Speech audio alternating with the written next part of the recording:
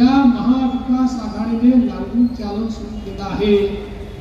Vote जिहादचा नारा हे देत आहेत। बंधू भगिनींनो, आम्ही कोणत्या धर्माच्या विरुद्ध नाही, कोणत्या जातीच्या विरुद्ध नाही।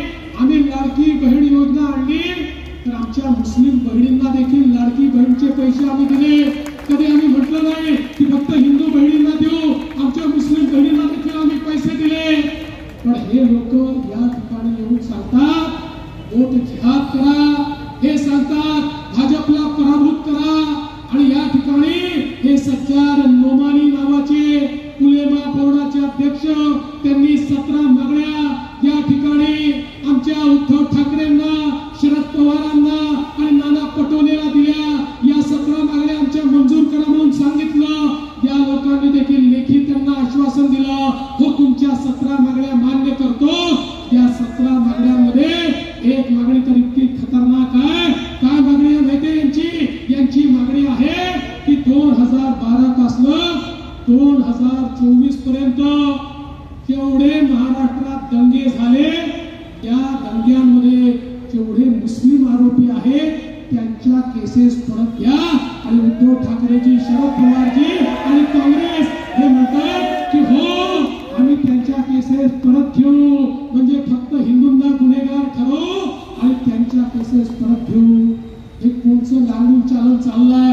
हा कोणचा मतांचा जिहाद आहे? आणि त्याच्यावर हे मोहनी काय म्हणतात? आणि जरा लाव रे बाबा तो व्हिडिओ लाव जरा, ते काय म्हणतात जरा ऐका।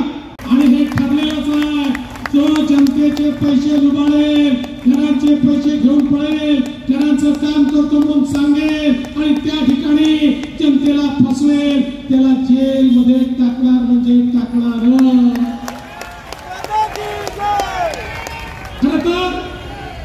कोविडच्या काळामध्ये मनीषाताईंनी केलेलं काम अद्भुत आहे।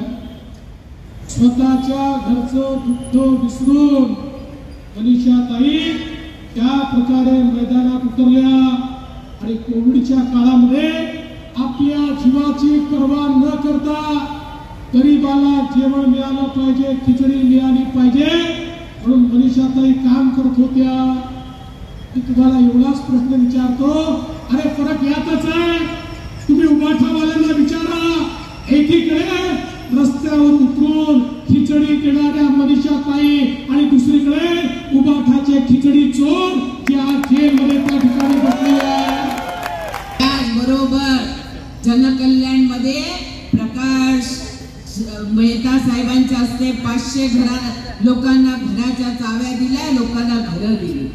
आता पुन्हा 2 आणि 3 बिल्डिंग आहेत, 3 आणि 4 बिल्डिंग मध्ये आपण 1000 लोकांना चाव्या दिल्या। साहेब चाव्या दिल्या, चाव्या मनीषा चौधरी देत नाही, चाव्या देवेंद्रजी देत नाही। चाव्या आपल्याला ड्रॉ झाल्यानंतर, ओसी मिळाल्यानंतर सोसायटीचे लोक हे बिल्डरकडनं चावी प्रत्येकाला देत असतात।